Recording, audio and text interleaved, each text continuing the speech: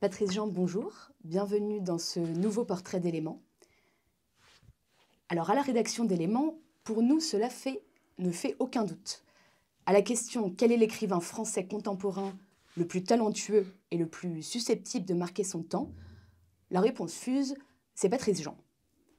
Vous êtes l'auteur de 5 romans aux éditions Rue Fromentin, La France de Bernard, Revenir à Lisbonne, Les structures du mal, L'homme surnuméraire, Tour d'Ivoire. Et en janvier 2021, vous avez publié un grand roman d'apprentissage, La poursuite de l'idéal, dans la collection blanche de Gallimard. Vous avez tout du grand écrivain de l'époque, l'inspiration, le souffle, le style. Vous croquez la modernité mieux que personne, mais sans vous fondre en elle, sans vous dissoudre dans le tableau que vous décrivez. Contrairement à ceux qui pensent obligatoire d'émailler leur prose de quelques images salaces ou sordides, ou les deux, pour obtenir des brevets de peintre du nihilisme moderne, vous, même quand vous parlez de nichons, ce n'est pas gratuitement. C'est pour développer une théorie de la nécessité littéraire. C'est l'un de vos personnages, Clément, je crois, dans L'homme surnuméraire, qui développe une image amusante pour exprimer le mode littéraire d'exister, à travers l'appréhension d'une belle paire de seins, vue de l'amant et vue du radiologue. Les deux regards concurrents de la modernité dont vous dites qu'il existe entre eux une véritable lutte à mort, celui de la science et celui de l'amour, c'est-à-dire de la littérature. Pouvez-vous nous raconter pour commencer cette parabole de la mammographie et ce qu'elle dit de votre approche de la littérature ? Oui, alors donc cette parabole, comme vous dites, c'est pour, de manière très concrète, essayer de comprendre, la différence entre ce que j'appelle une perception littéraire, des choses et une perception, disons, scientifique ou pratique de la réalité. Donc le personnage de Clément, enfin je sais plus d'ailleurs, j'ai un trou là, mais je suis pas sûr que ce soit lui, mais enfin, oui, cette histoire de sein de sa maîtresse, qu'il perçoit évidemment avec son regard avec le regard de l'amant, avec le désir, avec la poésie, avec, et cetera. Parce que pour lui, ce n'est pas simplement, de petites bosses de chair, c'est autre chose.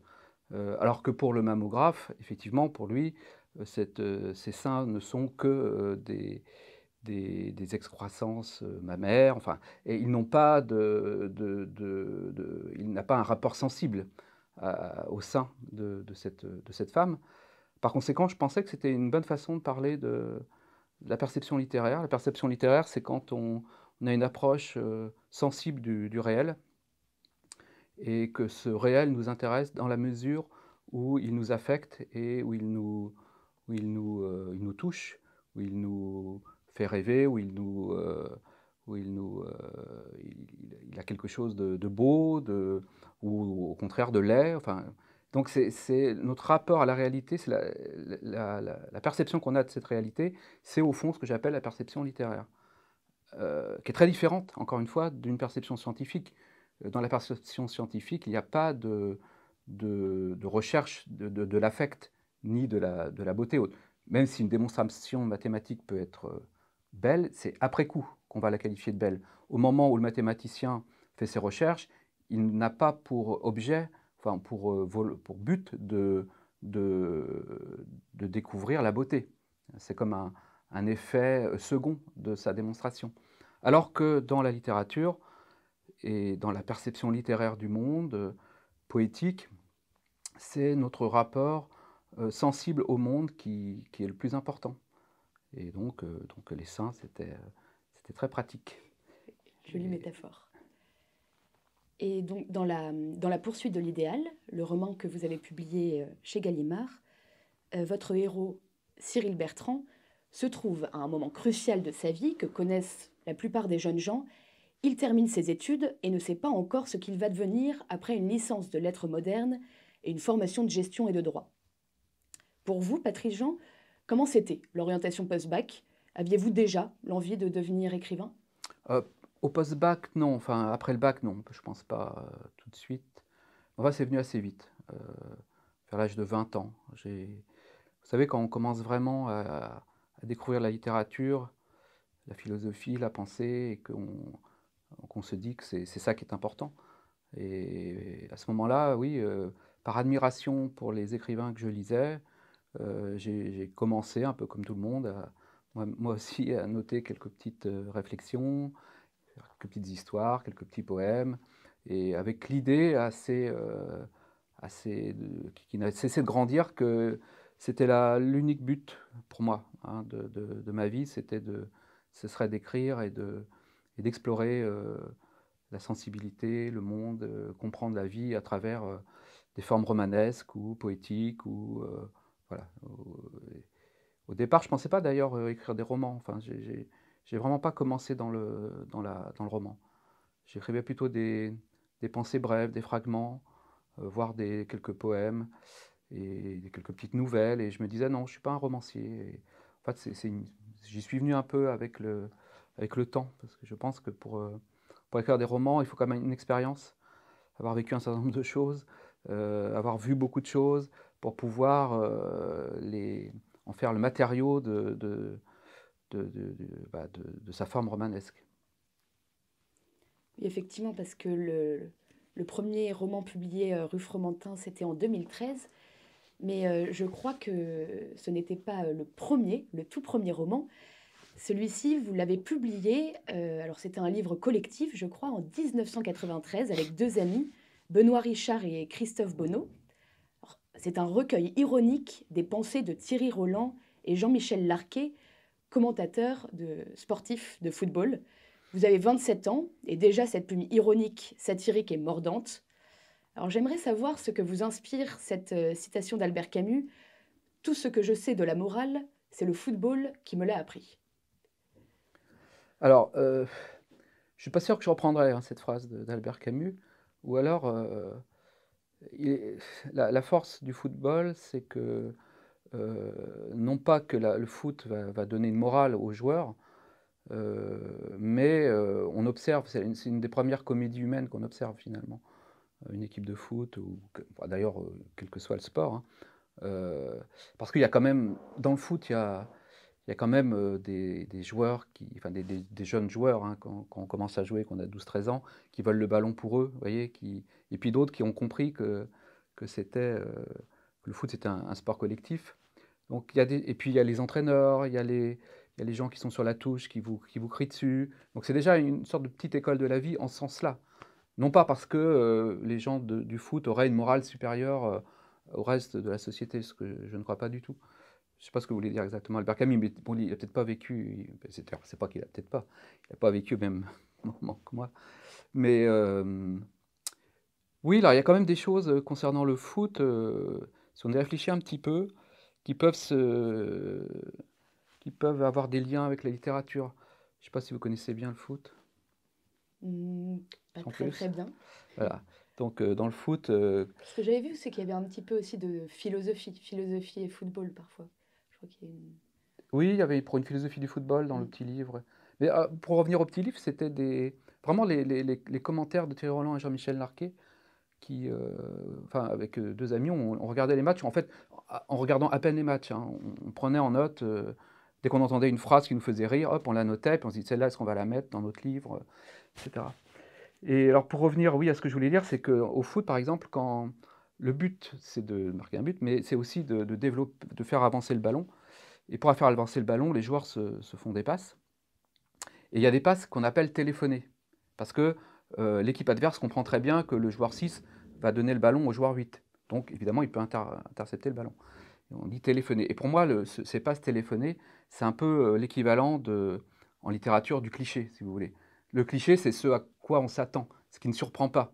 Hein, le joueur de foot, lui, il doit surprendre dans ses passes, ou même dans ses dribbles, s'il veut que le ballon arrive au bout d'un moment dans les buts. Et en littérature, il faut aussi éviter, je pense, les stéréotypes dans la phrase, comme les stéréotypes dans la pensée. Les deux sont liés. Et alors je crois que c'est Sampé qui a fait les illustrations de ce petit livre. Oui, alors je me souviens qu'on avait effectivement envoyé notre petit livre à Sampé, qui avait trouvé ça très drôle et qui nous avait envoyé quelques dessins. Oui, oui, alors pour compléter cette histoire de ce que le football m'a appris, et de cette comédie, je voudrais parler de la question des supporters. Parce que j'y ai un petit peu réfléchi. Et je pense que ça m'a aussi formé sur ce plan-là, parce que moi je suis originaire de Nantes, et donc dans les années 80, 70-80, il y avait une très bonne équipe de foot à Nantes. Ils étaient premiers assez régulièrement, ils gagnaient le championnat, et moi j'admirais donc les joueurs. Et donc j'allais 12-13 ans, tout seul au stade avec mon frère, on allait tous les deux. Je me souviens, ma mère nous déposait devant le stade Marcel Sopin, et puis on achetait notre ticket pour 10 francs, c'était vraiment pas cher. On allait dans les gradins, Est, et là on était entouré de supporters qui encourageaient ou non d'ailleurs les joueurs. Et ce qui m'avait vraiment frappé, c'est qu'il y avait des supporters qui insultaient les joueurs de foot, qui disaient feignant, cours plus vite, mais t'es nul, ah, mais quel tir de bonne sœur. Et alors quand on les regardait, on se disait que eux sur le terrain, ils n'auraient vraiment pas été meilleurs que ces joueurs-là, parce que souvent ils étaient assez forts, ils étaient assez âgés, ils étaient boursouflés, et ça ne les empêchait pas de se moquer de joueurs qui visiblement étaient 10 fois meilleurs que eux, ce qu'ils pouvaient faire sur un terrain de foot. Et ça m'a vraiment frappé, ça m'a vraiment marqué. Et je dois dire que je retrouve un peu la même chose parfois quand je lis des critiques, que ce soit dans mes livres ou d'autres livres d'ailleurs. Hein. Et je lis sur les réseaux sociaux, dans des forums. Alors en ce moment, le dernier Welbeck vient d'être publié. Alors on voit des gens qui disent mais c'est nul, il ne sait pas écrire, il est mauvais, et puis on tape dessus, etc.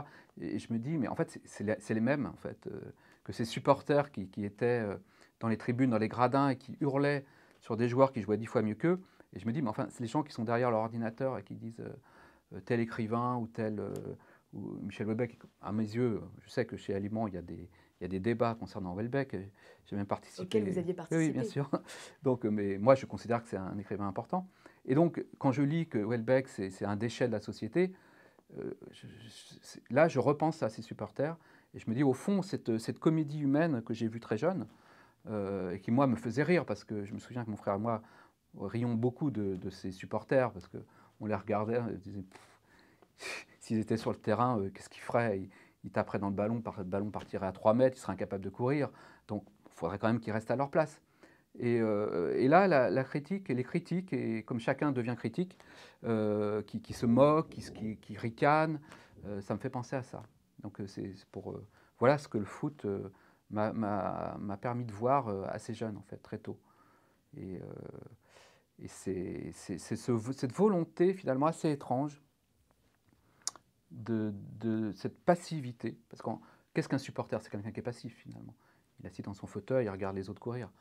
Ça n'empêche pas, dans cette passivité, de trouver une forme de surpuissance. Vous voyez, il se sent puissant parce qu'il est assis, il voit tout le terrain, et puis il peut insulter sans que personne ne lui dise rien. Et cette position du spectateur a quelque chose, là, pour le coup, qu'il faudrait interroger d'une façon morale. Quand on est un spectateur ou un lecteur, etc., on doit comment dire, se maîtriser, je pense. On doit se maîtriser, être moral, se dire, voilà, il y a une œuvre qui a été créée, qui a été écrite, et j'ai le droit de ne pas l'aimer, mais alors il faut être très pointu, très précis. C'est-à-dire dire, ça, c'est un stéréotype, ça, c'est raté. Et ne pas dire de manière globale et générale, c'est raté, c'est des stéréotypes, c'est des clichés. Non, il faut être précis. C'est une sorte de morale que chacun devrait... voilà, je suis très moral en fait. Vous voyez, c'est pour ça que, comme disait Gustave Flaubert, on en parlait tout à l'heure. Enfin bref. Alors j'ai une autre question, Oui. parce que vous nous avez dit que votre vocation littéraire, vous l'avez eue à 20 ans. Ouais. Mais finalement, La France de Bernard, vous la publiez bien longtemps après. Alors pourquoi vous n'avez pas publié plus tôt de romans? Est-ce que c'est cette expérience dont vous nous parliez que vous vouliez avoir? Il y a de ça, mais pas seulement. Je pense que pas seulement, parce que j'ai toujours voulu écrire et j'écrivais. Et j'avais écrit d'ailleurs un petit roman vers l'âge de 23 ans. Voilà. Et puis j'écrivais. Et quand j'ai commencé à être professeur, je me dis je vais continuer d'écrire. Pour moi, c'était évident. Sauf que, vous savez, quand on commence à être professeur, il y a une somme de travail qui vous tombe dessus.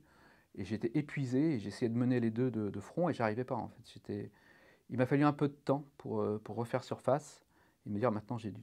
Voilà. Et non, j'ai jamais voulu. Et j'ai donc, à un moment, je me suis dit, je ne peux plus rester comme ça sans, sans écrire, c'est-à-dire sans faire pourquoi je pensais être fait.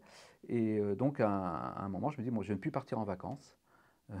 Et donc, les 2 juillet et août, plutôt que d'aller sur une plage, etc., je vais écrire. Et donc là, je me suis remis de manière très sérieuse à écrire. Après, il faut un certain nombre d'années pour que les éditeurs acceptent les manuscrits. Et j'ai donc commencé à écrire des textes qui étaient plutôt dans l'ordre de Pessoa, Cioran, vous voyez, plutôt dans l'ordre d'une sorte de philosophie poétique. Et j'avais écrit un livre qui s'appelait Mélancolie de la matière, et que j'avais envoyé aux éditeurs, et j'étais persuadé qu'ils allaient le prendre, et qu'ils allaient dire bah, c'est génial, etc. En fait, non. Bizarrement, non, pas du tout. Ça les intéressait pas. Et je me suis dit, mais j'ai passé 2 ou 3 ans à écrire ce livre, personne n'en veut, ça m'a un peu déstabilisé. D'autant plus que je ne l'avais fait lire à personne, que c'était quelque chose d'assez intime. Et étrangement, autant ça ne me dérangeait pas qu'il soit publié, autant le faire lire à des proches, il y avait comme une sorte de gêne. Et c'est à ce moment-là que j'ai eu une petite idée de roman, et je me suis dit, bon, je vais écrire un roman pour faire rire les amis, quoi, en fait. Le premier roman, c'était ça, hein. Ou le deux ou troisième, disons, c'était ça. C'était faire rire. Je vais faire rire les copains, quoi, en gros, avec mes petites histoires. Et en fait, effectivement, ils ont ri. Contre toute attente, ils ont ri. Ils ont dit non, mais c'est vraiment très drôle ce que tu écris. J'ai dit, vous plaisantez, c'est vrai, vraiment vous aimez ça? Mais oui, oui, c'est super, vraiment c'est bien. J'ai dit bon, bah je vais continuer. Voilà, puis c'est comme ça que. Après, il y a quelques éditeurs qui ont refusé quand même malgré tous ces romans, et puis voilà, il a fallu attendre un peu, quoi. Je pense que c'est. Mais effectivement, moi je m'étais dit qu'il fallait absolument être publié avant 40 ans. Alors pourquoi, vous allez me dire? C'est que j'avais lu ça, c'est Sartre qui disait ça. Il s'était dit, Jean-Paul Sartre, je veux être publié un roman avant 40 ans. Et donc moi, je m'étais fixé aussi le même âge. Je m'étais dit, avant 40 ans, il faut être publié. Bon, finalement, j'étais à 44 ans, je crois. Bon, j'ai débordé. Et Encore alors un échec. pourquoi à 40 ans? Pourquoi cette limite d'âge? Ah bah ça, il faudrait demander à Sartre, hein. Moi, je ne sais pas. Bah, j'avais lu ça chez Sartre, et vous voyez, je m'étais dit, bah oui, il a raison, 40 ans. Bah, parce qu'après, peut-être qu'on commence à être un peu âgé, je pense, hein.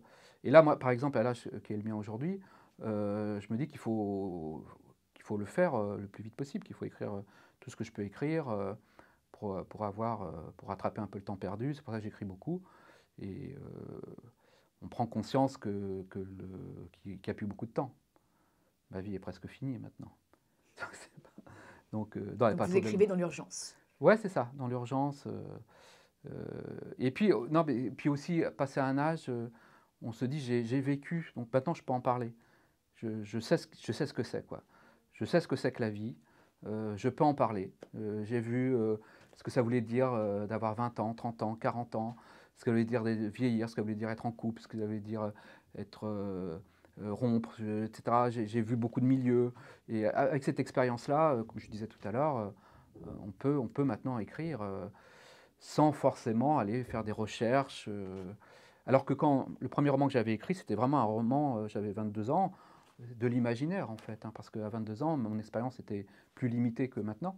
Donc, mais au fond, les thèmes étaient les mêmes, hein. Déjà, je me souviens qu'il y avait le thème de la poésie.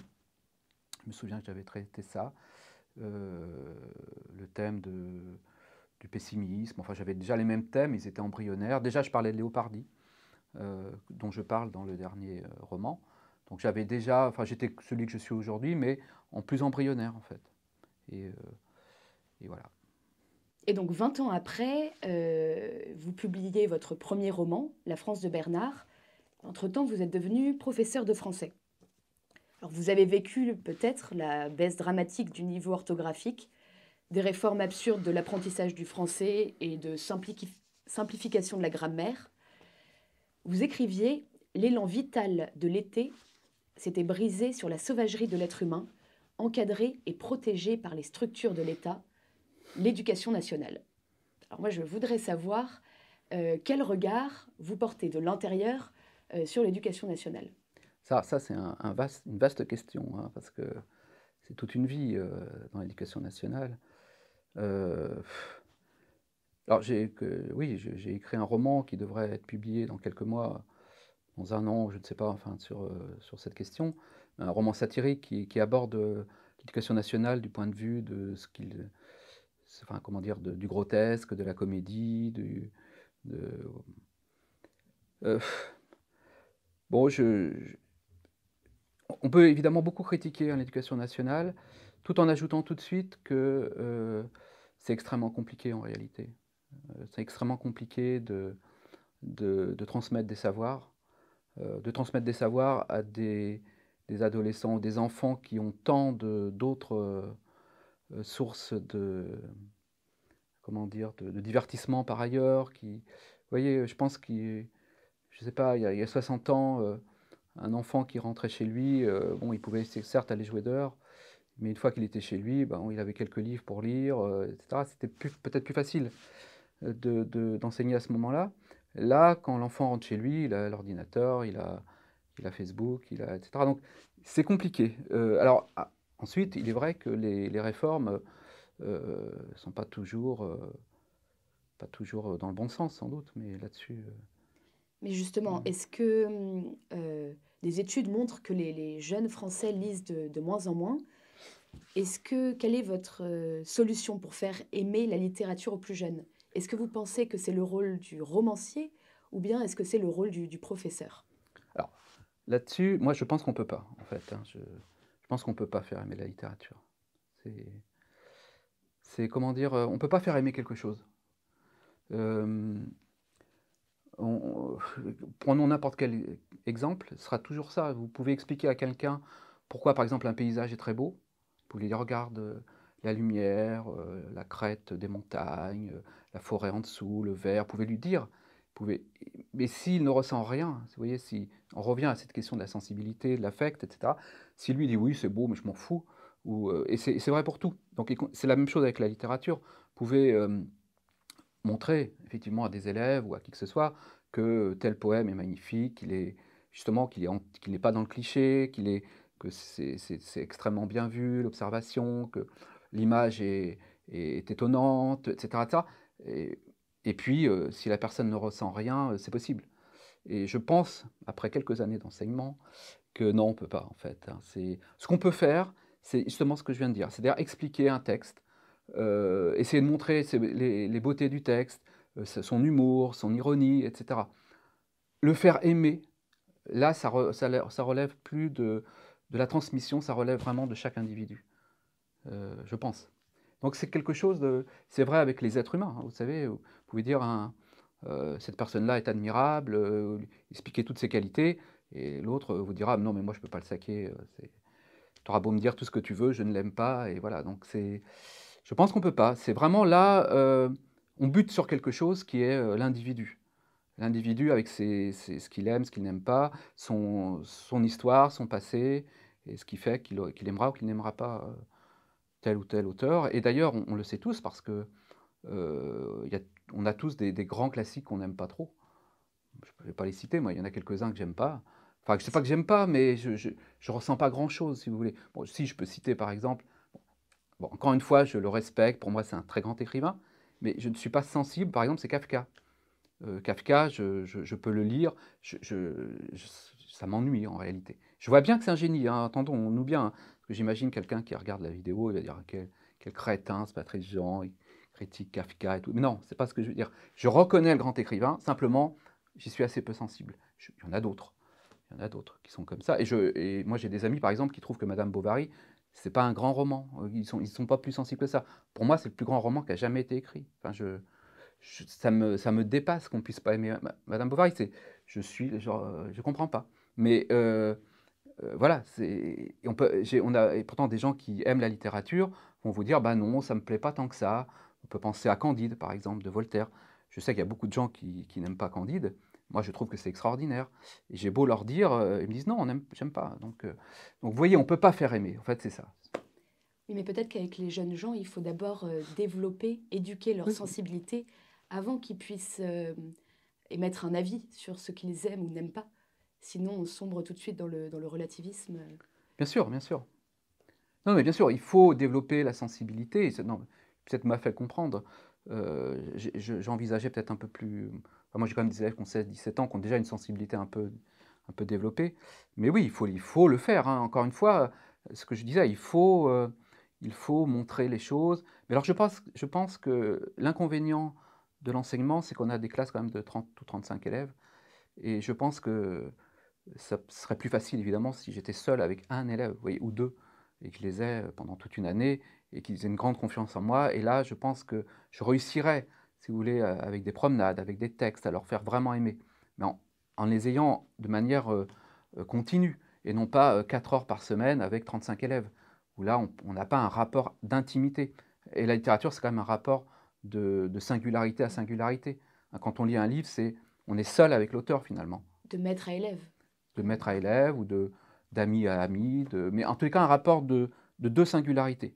Et c'est ce qu'on peut pas, ce que la situation d'une classe ne permet pas en réalité. Et alors après les livres que vous avez publiés rue Fromentin, je l'ai déjà dit, vous avez publié votre dernier roman chez Gallimard, dans la prestigieuse collection Blanche. Pourtant, vos romans restent boudés par la presse de gauche. Alors comment, pour vous, cela se fait-il?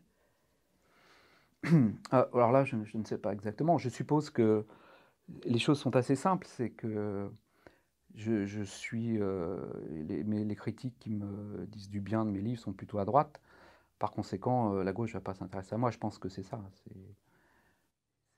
J'imagine un critique, quand je fais le service de presse, qui reçoit mon roman, et qui dit: «Ah, lui, bah, ouais, il est plutôt, on en dit du bien au Figaro, je sais pas quoi, donc il y en a tellement à lire, on va peut-être pas le lire». Je crois pas qu'il y ait d'animosité envers moi, même si on m'a dit que certains libraires voulaient pas vendre mes livres. Donc bon, ça, pourtant je suis un gentil garçon. Mais non, bah, je sais pas, je pense que la littérature aujourd'hui est quand même très idéologisée et ça, je le regrette vraiment, quoi. Moi, quand j'écris un roman, je me dis pas: «Je vais écrire un roman de droite, un roman de gauche», c'est vraiment pas mon problème. Je pense que je vais écrire j'essaie d'écrire un beau roman, et à travers ce roman, justement, on en parlait tout à l'heure, de d'exprimer la perception que j'ai des choses et du monde à travers les formes romanesques.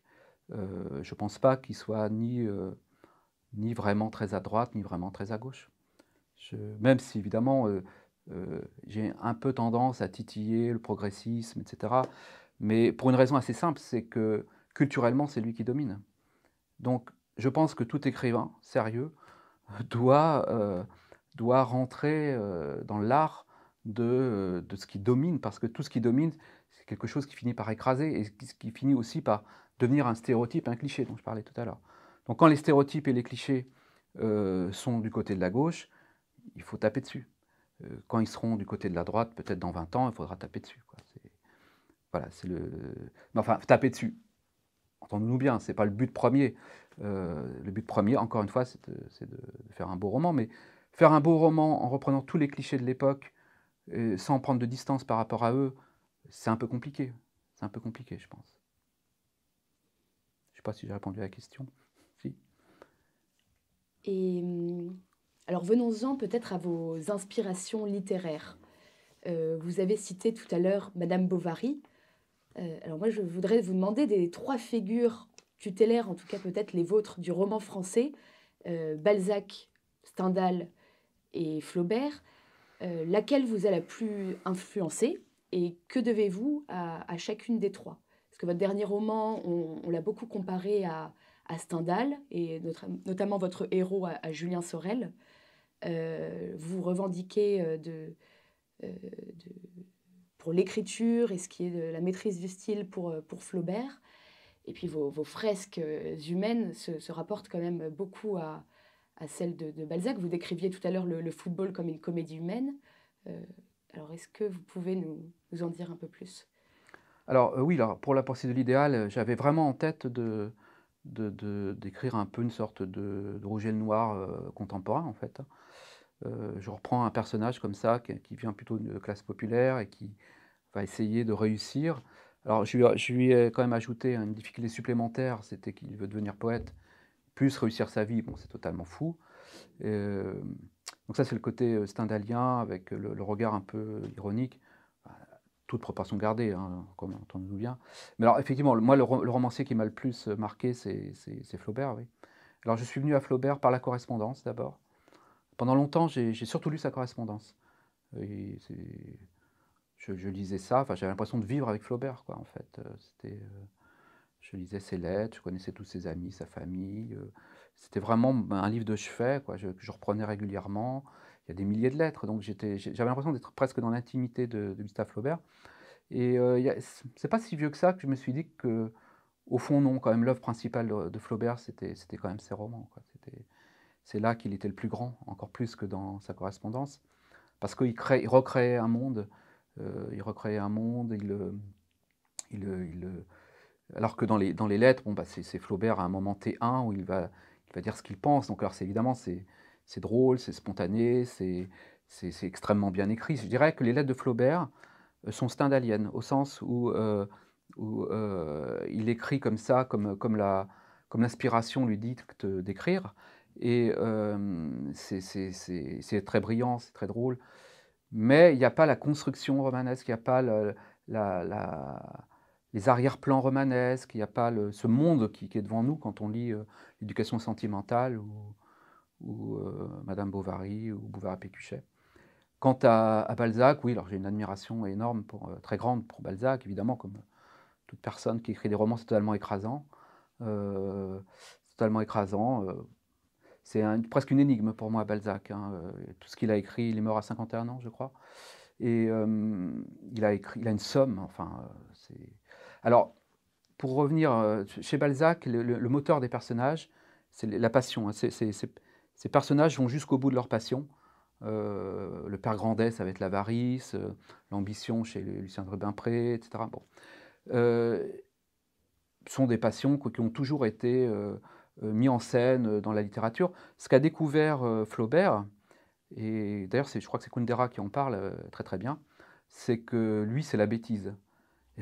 Et Flaubert a montré la force agissante de la bêtise. C'est-à-dire, encore une fois, le cliché, le stéréotype, c'est en quoi il est extrêmement moderne. Enfin, Bouvard et Pécuchet, c'est ça. Mais Monsieur Homais dans Madame Bovary, etc. Il montre comment la bêtise irrigue la société est une force qu'il ne faut absolument pas comment dire, considérer comme étant secondaire. Elle est extrêmement importante. Je dirais presque, bon, c'est exagéré, mais c'est ce qui structure un peu quand même les sociétés. Et les conversations, et la vie de tous les jours, et tout le temps, elle est là, elle est en nous. Et ça, il y avait que le roman, au fond, qui pouvait montrer ça. La poésie ne pouvait pas montrer ce triomphe de la bêtise dans chaque petite chose du quotidien, dans chaque conversation, au plus haut niveau de l'État, partout. Et j'admire beaucoup Flaubert d'avoir définitivement montré ça. Puis bon, voilà, je suis un Flaubertien absolu. Et le héros de votre dernier roman, vous l'avez dit, est un jeune homme passionné de poésie, qui veut écrire de la poésie, qui veut devenir poète. Euh, mais il a du mal à se préserver du monde moderne. On le voit un petit peu happé de part et d'autre. Et ce monde moderne, c'est quand même un monde d'anti-poètes, comme c'est écrit dans votre livre. Alors pour vous, quelle place reste-t-il aujourd'hui à la poésie? Et peut-être qu'est-ce que vous vouliez montrer avec dans la poursuite de l'idéal? Je ne sais pas ce que je voulais montrer, mais comme je disais tout à l'heure, euh, je voulais montrer, enfin si, quand même, je savais que ce personnage de Cyril Bertrand, qui aimait la poésie, qui voulait devenir poète, je savais que c'était une figure qui ne correspondait plus du tout à l'époque. Non pas qu'il n'y ait pas aujourd'hui de jeunes gens qui veulent faire de la poésie, mais la poésie n'est absolument pas attendue. Ça a peut-être toujours été le cas, hein, mais en tous les cas, aujourd'hui, c'est vrai. Personne, enfin, les ventes de poésie sont quand même très, très, enfin, sont peu importantes.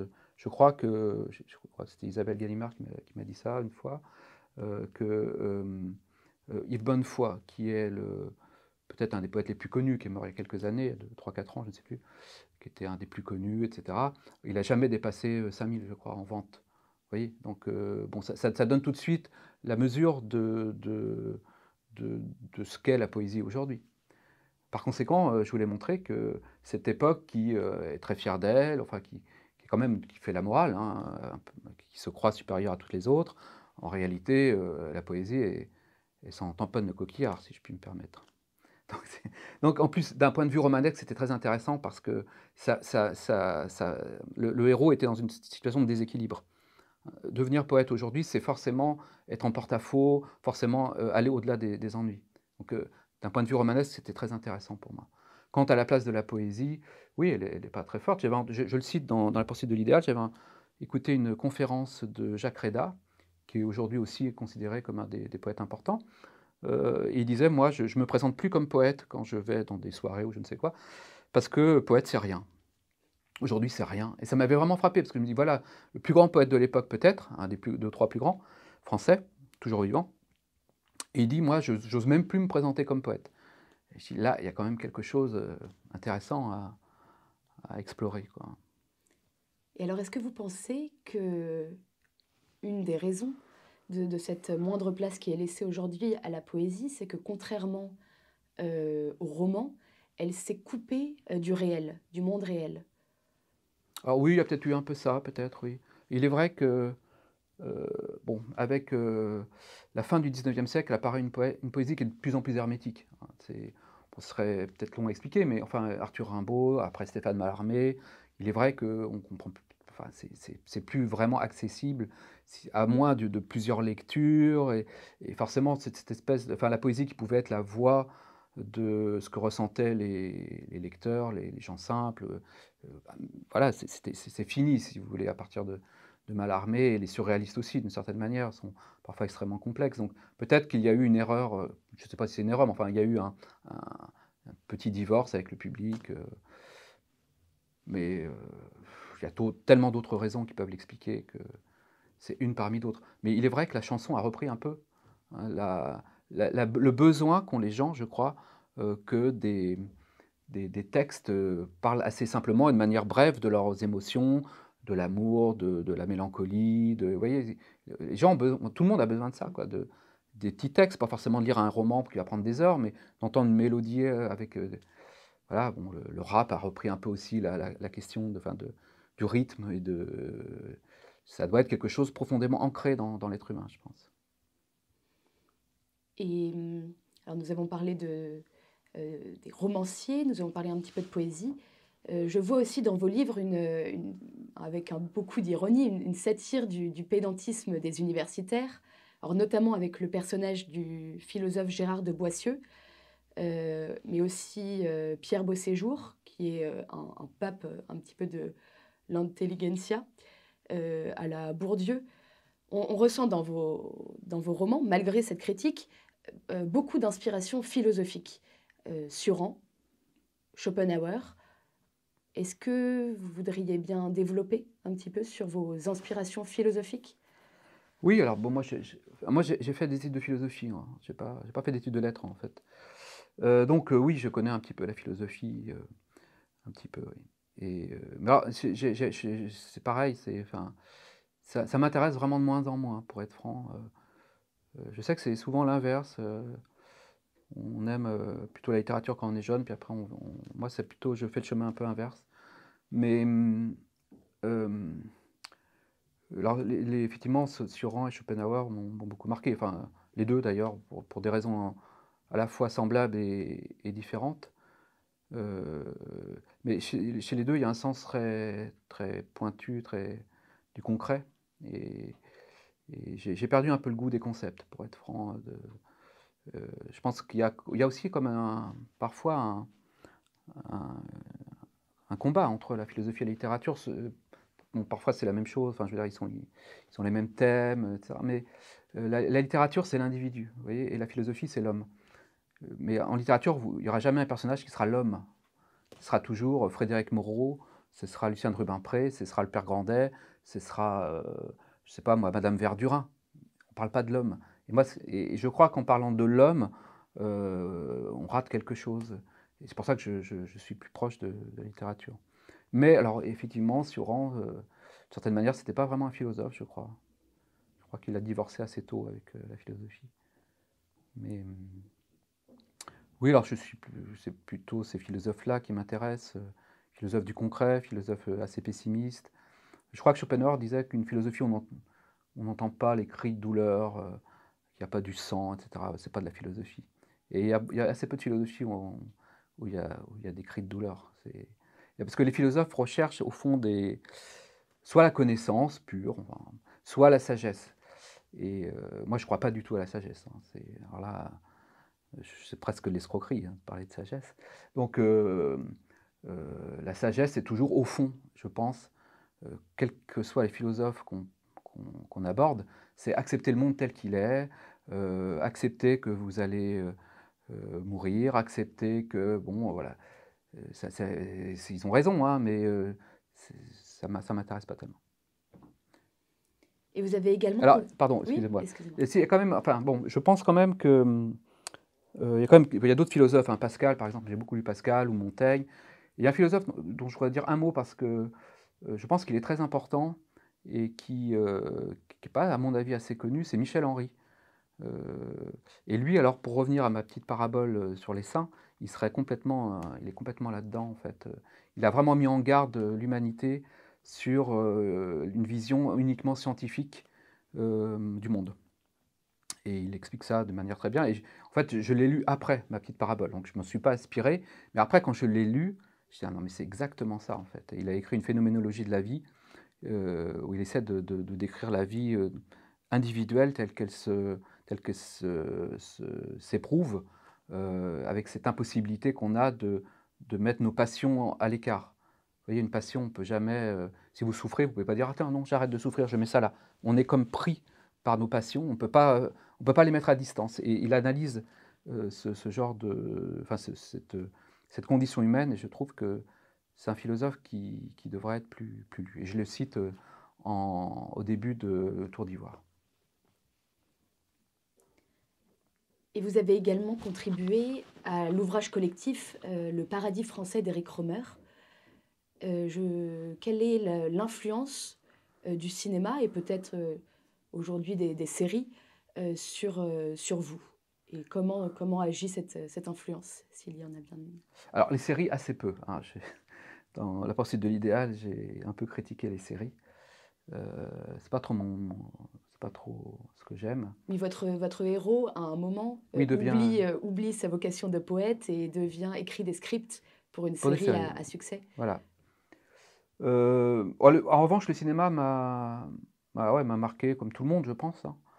Quand j'avais 20 ans, une de mes idoles, en plus de Schopenhauer, de Sioran et de Flaubert, il y avait Ingmar Bergman, qui est ce cinéaste suédois, et qui, pour moi, c'était un des rares cinéastes qui, pour moi, avait la même valeur qu'un écrivain. Donc, il y avait Proust, il y avait Bergman, et je trouvais que c'était très fort. Alors oui, Eric Rohmer aussi. Mais Eric Rohmer, c'est venu quelques années plus tard. Parce qu'Eric Rohmer, je le trouvais un peu léger, si vous voulez. Ces histoires-là amoureux, je me disais, qu'est-ce que c'est que ça? Et il m'a fallu quelques années pour comprendre que c'était pas léger du tout et que c'était moi qui étais un peu bête. Et alors qu'évidemment, Bergman, lui, tout de suite, on voit le 7e saut, c'est la mort qui joue aux échecs avec le chevalier. Bon, là, on est en plein dans la métaphysique, hein. Donc ça me plaisait. C'était le cinéma qui s'interrogeait sur le sens de la vie. Et à 20 ans, on est un peu pédant, hein, on est un peu métaphysique. Donc moi, j'étais un peu comme ça. Et donc tout ce qui était la métaphysique, le sens de la vie, ça me passionnait. Et j'avais besoin de cet art-là. Et donc pour revenir au cinéma, oui, j'aime beaucoup Hitchcock. Alors maintenant, c'est peut-être des films moins métaphysiques, mais oui, le cinéma a joué certains cinéastes ont joué un grand rôle. J'aime beaucoup François Truffaut, par exemple, qui a un aspect romanesque et qui lui aussi est un grand Balsacien. Je suis en train de lire sa correspondance en ce moment. Et j'aime beaucoup la nouvelle vague, Pasolini, ça, comme tout le monde, quoi. Je pense que certains cinéastes ont la même force en fait que certains grands écrivains, mais pas beaucoup, quelques-uns seulement. Et vous, en tant qu'écrivain, vous vous nourrissez de l'œuvre des cinéastes? Oui, bien sûr, oui, bien sûr. Oui. Parfois, même certains chapitres, je pense à une scène d'un film où j'ai envie de retranscrire quelque chose que j'ai ressenti en voyant un film. Oui, ça peut être vrai. Oui. Dans vos romans, vous brocardez trois, on va dire, dangers principaux qui menacent la littérature. L'idéologie progressiste dominante, les sciences sociales, qui prétendent en dire plus que le roman sur les hommes, et le divertissement.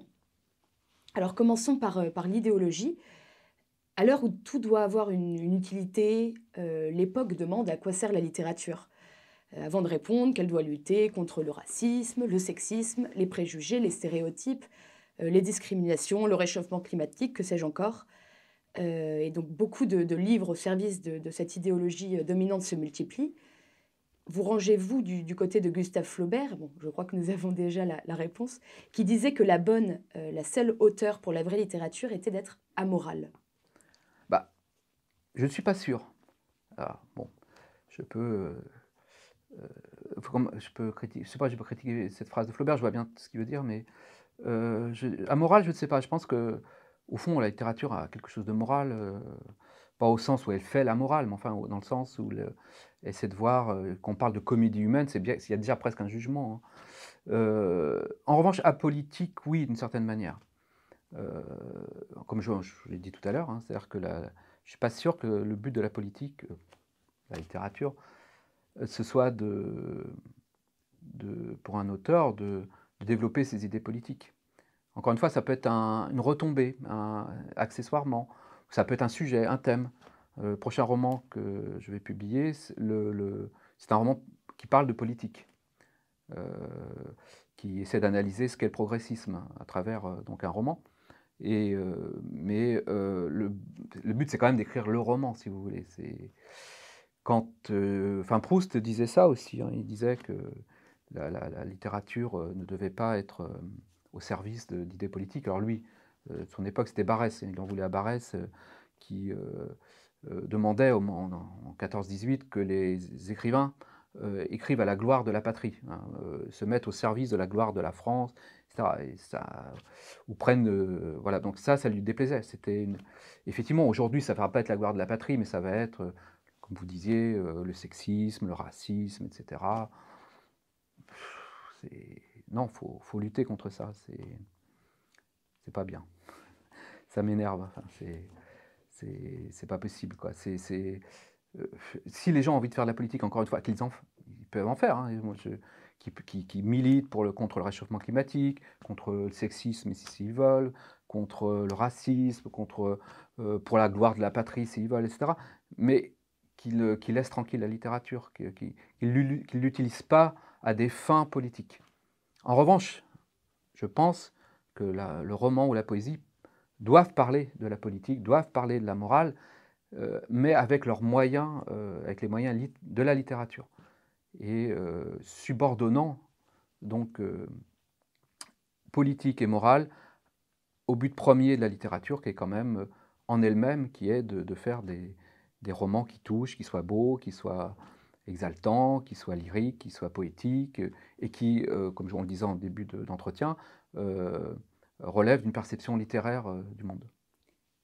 Mais alors, est-ce que vous faites des romans moraux à la manière dont Éric Rohmer faisait des contes moraux? Euh, oh, ça peut arriver, mais oui, ben, quand j'ai écrit Revenir à Lisbonne, j'ai écrit un peu en pensant à Eric Rohmer, c'est vrai. Parce que bah, c'était une situation qui ressemblait un peu à Marivaux. Comme on a dit qu'entre Rohmer et Marivaux, enfin, c'était construit sur le quiproquo, hein, parce que c'est un professeur qui va aider un de ses amis à retaper sa maison, et il enfile un bleu de travail. Et à ce moment-là arrivent des amis du propriétaire de la maison, et une femme qui est charmée par le côté prolétarien de ce type en bleu de travail. Et donc il se dit, ben, il n'ose pas lui dire qu'en réalité il n'est pas du tout un maçon ni un prolétaire, pour pouvoir continuer à séduire cette femme. Et donc il s'enferre comme ça dans ces mensonges. Et là, on est dans une situation qui pourrait être un petit peu proche de ce que Rohmer a pu faire. Alors, notre confrère Olivier Molin a écrit que vous montrez la déchéance de notre époque. Alors je le cite: «Emprisonné dans ses libérations, abéti par son idéologie, prête désormais à tout sacrifier jusqu'à la liberté pour accomplir sa parousie progressiste, ce totalitarisme qui arrive en rampant.» Euh, Dans La poursuite de l'idéal, vous écrivez: «Être haï de son époque est le deuxième devoir de l'écrivain.» Et pourtant, je trouve que on ne peut pas dire que vos romans soient tout à fait des romans complètement nihilistes. Alors, qu'est-ce que vous en pensez? Oui, non, moi je pense pas être un auteur nihiliste. Moi je pense que de toute façon, le nihilisme, pensé vraiment de manière cohérente, conduit à ne rien faire. Si si on ne croit à rien, je vois pas comment on peut passer des heures et des heures et des heures, parce que c'est quand même un peu long d'écrire un roman, en se disant, «Mon but c'est de montrer que rien ne vaut, tout est nul» et cetera. Donc c'est pas possible. Encore une fois, je d'ailleurs le titre, hein, «La poursuite de l'idéal» est quand même assez peu nihiliste. Oui, mais parce que je crois qu'il y a certains critiques Ah bon? qui vous ont notamment reproché votre fin, la fin, le dénouement de La poursuite de l'idéal. Peut-être parce que c'était une fin qui laissait des possibilités, une fin heureuse, un Ah justement, dénouement. la fin est enfin, est-ce qu'elle est heureuse? Je ne sais pas, mais, je non, cette fin est oui, alors, moi, j'y ai pensé comme enfin, elle était très importante pour moi. Je ne sais pas si je peux en parler, mais, elle était très importante parce que, enfin, le personnage se rend compte que bien qu'il ait du succès, parce qu'il devient effectivement scénariste pour une série, qui marche très, très bien. Il gagne bien sa vie et bien, malgré tout, il a laissé de côté son idéal qui était d'écrire la poésie et ça le mine, ça le travaille et ce qu'il comprend à ce moment-là, c'est que le succès ne peut c'est pas tout en fait. C'est pas il y a des choses plus importantes qu'un succès mondain, qu'un succès, financier et que le succès est intérieur et il est, enfin, si tant est que c'est du succès, mais enfin la quête n'est pas celle-ci. Et donc, là, au contraire, moi je pense que c'est l'époque, d'une certaine manière, qui est nihiliste. Quand l'époque considère que la seule mesure pour, évaluer des vies, c'est de savoir le compte en banque des individus, là on est dans le règne de la quantité, hein, dont on parlait tout à l'heure, des mathématiques, de la quantité. Non, c'est pas ça, pour moi, hein, pour mon personnage. Donc c'est pas la seule mesure, il y a d'autres mesures une vie réussie et pourquoi pas effectivement la poésie, mais ça peut être autre chose. Mais en tous les cas, gagner de l'argent, avoir une place importante dans la société, c'est pas le plus important. Si on pense ça, on est effectivement dans une société un peu cynique et je pense que ce roman, La poursuite de l'idéal, au contraire, était une lutte contre cette réduction de la vie à un simple succès, financier et alors je ne dis pas que l'argent, il n'en faut pas, hein, mais c'est un peu comme la politique, il en faut, mais pour le mettre au service de la littérature, vous voyez?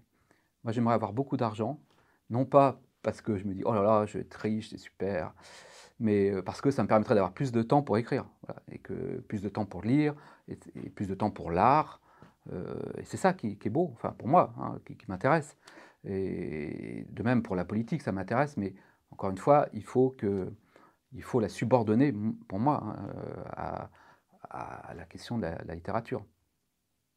Entendons-nous bien, hein, pour moi, hein, je ne veux pas être critique vis-à-vis de ceux qui s'engagent politiquement, mais je dis que à partir du moment où on fait le choix de s'engager, je dirais littérairement, on ne peut pas avoir les 2. On ne peut pas subordonner l'une à l'autre.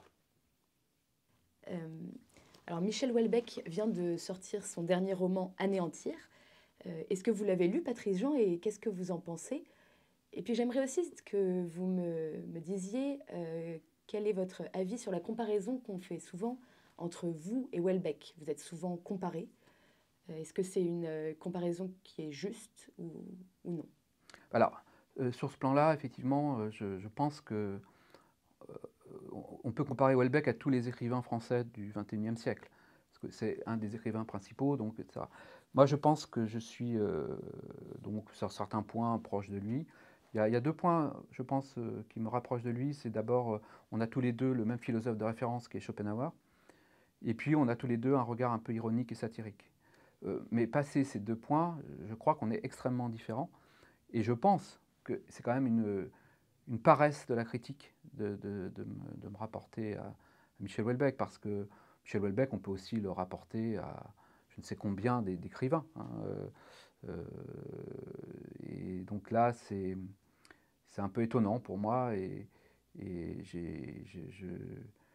j'avoue que je suis quand même un petit peu lassé de Ces étiquettes. ouais, sans arrêt, on me parle qu'est-ce que vous pensez est-ce que vous êtes un peu un Houellebecq? Alors je me souviens de plusieurs fois des journalistes qui m'ont dit non, non, on va pas vous faire un titre avec Houellebecq et puis mettre le nouveau Houellebecq, etc. Donc ça m'agace un peu. Mais bon, il y en a d'autres, hein. Aurélien Bélanger, par exemple, je pense qu'on pourrait le comparer à Houellebecq. Mathieu Young, comparé à Houellebecq. Enfin, je ne sais pas combien d'auteurs qui pourraient être comparés à Houellebecq par un côté, vous voyez, par deux côtés. Mais ce qu'on en parlait tout à l'heure, la littérature, c'est des singularités. Donc moi, quand j'écris, je ne fais jamais que parler de ma perception des choses. Euh, donc si elle recoupe de temps en temps Houellebecq, je ne suis pour rien. J'écris à aucun moment en me disant je vais imiter Houellebecq. Vous voyez. Donc c'est ça qui est important. Alors je pense qu'il faut, c'est difficile d'y échapper, hein, mais alors toute proportion gardée, quand Flaubert a publié Madame Bovary, sa première éducation, il y a des critiques qui disaient bah voilà, c'est du Balzac. Il ne fait que du Balzac, hein, Scène de la vie de province, Madame Bovary aussi. Il fallu un peu de temps pour se rendre compte que Flaubert et Balzac, s'il y a des points communs, certes, la peinture de la province, la peinture d'une relation adultère, etc., etc., il y a aussi beaucoup de différences. Alors, toute proportion gardée, parce que j'imagine la personne qui regarde s'étranglant, m'entendant me comparer, moi, à Flaubert et Houellebecq à Balzac. Non, c'est toute proportion gardée. Il y a forcément des liens avec un auteur qui est un contemporain, mais encore une fois, la littérature, étant donné que c'est la voix d'une singularité d'individus, je pense que ce qui est intéressant, c'est de voir ce qu'ils ont de singulier, et non pas forcément en quoi ils sont un clone ou voilà. Alors, ce qui me sépare aussi de Houellebecq, c'est que lui, il vient de la science, hein, je pense. Il a fait des études d'ingénieur agronome. Et il parle souvent, par exemple, dans Particules élémentaires, il parlait du clonage. Il a un rapport à la science qui est un peu différent du mien. Enfin, voilà. Quant à Anéantir, effectivement, je l'ai terminé la semaine dernière. Je trouve que c'est un très bon roman. Ce qui m'a frappé, c'est que il, il écrit un roman avec quand même des objets absolument effrayants. Je ne sais pas si vous l'avez lu. Non. Alors, il parle du coma, des EHPAD, du suicide et du cancer. Voilà. Ça ne donne pas envie, si vous voulez. Je ne vois pas qui se dit j'ai envie de lire un roman pour me retrouver dans des hôpitaux ou dans des EHPAD. Et malgré tout, et tout le talent de Houellebecq, c'est d'en dire des choses très justes, très humaines, très fortes, très puissantes. Et pour réussir à passionner le lecteur avec des gens qui sont à l'EHPAD ou qui sont en maison de retraite, dans le coma, qui ont une couche, qui font sous eux, etc., ou d'autres qui ont un cancer et qui vont mourir, il faut vraiment être un écrivain de grand talent. Et je pense que là, Houellebecq, en faisant un roman sur l'hôpital, enfin sur le cancer, a fait quelque chose, je trouve, de très fort. Ouais. Et là, on en parlait tout à l'heure, je ne comprends pas les critiques qui soudainement ressortent je ne sais quels écrivains qui auraient eux un style alors que lui on n'aurait pas. Et ce qui compte, c'est que le regard de Houellebecq porte et descend très profond dans l'existence humaine. Et ceux qui le critiquent, à mon avis, vont pas aussi loin que lui. Dans il comprend à quel point les individus sont seuls, misérables, et pourtant pleins d'espoir. Et il va très loin, hein, là-dedans. Donc, qu'est-ce qu'on peut demander de plus à un écrivain? Enfin, il a rempli il a fait son job, comme disent les footeux. Vous savez, après un match, ils disent ouais, on a fait le job, on a gagné le match. Voilà. Donc lui, il a fait son job. Mais alors, est-ce que vous pensez que nous sommes entrés, comme Alain Finkielkraut l'indique, dans l'après-littérature? Un monde un peu sinistre pour nous, mais qui semble bel et bien pointer le bout de son nez. Si oui, à quoi ressemblerait-il? Ah, là, moi, je sais pas, hein, je ne sais pas. Moi, je pense que, en effet, la littérature n'a plus un poids important, notamment concernant les élites. On pourrait donner qu'un exemple. Si on prend par exemple Charles de Gaulle, je pense que c'était un grand lecteur, hein. Il avait lu Nietzsche, il avait lu Peggy, et c'était pas superficiel ces lectures. Elle l'avaient nourri, elle l'avaient formé. On pourrait citer d'autres, hein, Jaurès, tout ce que vous voulez. Et donc c'était et la bourgeoisie lisait un peu, hein. Alors certains effectivement devaient avoir dans leur bibliothèque des livres simplement pour faire bien, ça a toujours existé, ça existera toujours. Mais enfin, ça irriguait malgré tout les élites, et comme dirait notre ami Macron, je crois, il y avait peut-être du ruissellement, ou alors je ne sais pas. Donc, bon bref, et aujourd'hui, je ne suis pas sûr que si on prend les lectures de nos hommes politiques, ça les irrigue à ce point-là. Je ne suis pas sûr. Bon, maintenant, peut-être, hein. Mais peut-être que là, il y a un petit changement. En revanche, moi, je ne crois pas que la littérature disparaîtra. Je ne pense pas. Je pense que, je pense qu'elle restera toujours, en fait, hein. Encore une fois, ça correspond à une petite partie de la population. Je lisais dernièrement un livre d'Haruki Murakami, qui est un romancier japonais. Il lui disait qu'il y avait 5% de la population au Japon qui lisait. Moi, je pense que 5%, c'est très optimiste. Je parle lire vraiment, hein, pas simplement 3 livres par an, etc., mais vraiment être passionné. Je ne sais pas, peut-être en France, on est 68 millions, je crois. Allez, je vais dire un chiffre complètement au hasard, 100 000 personnes peut-être. Bon, 100 000, 200 000, je ne sais pas. Enfin bref, il y aura toujours quelque chose qui restera, euh, parce que je vois pas d'art qui ait disparu comme ça. Je, enfin, vous me direz la peinture peut-être, je sais pas. Oui, Hegel a parlé de la mort de l'art, etc. Mais euh, je pense que ça correspond à quelque chose de très, de très intime et de très puissant pour beaucoup d'individus. Et de toute façon, la littérature, c'est aussi l'art du langage. Et l'être humain se définit par le fait qu'il parle. Donc il y aura toujours je pense, une volonté de mettre en forme et de dire le mieux possible, de parler le mieux possible. Et voilà, de fil en aiguille, on arrivera encore à faire de la littérature. Oui, même si peut-être avec certaines avancées techniques, les gens ont de moins en moins enfin, de vocabulaire, Oui, alors, oui, c'est vrai, mais enfin, vous il y a quand même savez, un ouais, appauvrissement du langage qui qu'on entend à la fois à la télé, à la radio, même dans des émissions qui sont censées être, euh, par exemple sur France Culture, il y a un appauvrissement quand même de la langue qui est... oui, oui, mais appauvrissement sans doute, mais alors je dis sans doute, mais je suis certain qu'il y a beaucoup de gens qui diraient non, hein, je pense, à cette question. Je pense qu'il faut, là, vous parliez de Bourdieu tout à l'heure, il faudrait vraiment des études sociologiques très pointues pour se rendre compte de ce qui est en train de se passer, et je ne suis pas sûr qu'elles existent, peut-être qu'elles existent. D'ailleurs, je voudrais rectifier, parce que tout à l'heure vous avez dit que Beau Séjour, c'était un peu Bourdieu. En fait, j'ai pas du tout pensé à Bourdieu quand j'ai créé ce personnage, parce qu'en fait, j'aime bien Bourdieu. Alors, je trouve qu'effectivement, parfois, il écrit un peu mal, hein. C'est un peu pâteux, mais j'ai une grande admiration pour lui. Je pensais à d'autres, mais je ne vais pas les citer. Mais Oui, alors c'est vrai que Pierre Bossé-Jour a beaucoup de grands concepts, le devenir oui, monde, le... oui, oui, il a des termes qu'il invente. C'était pour me moquer un peu de comment dire, cette illusion de croire que parce que on a un mot, on a une pensée. Et de créer un mot nouveau créerait une pensée qui, etc.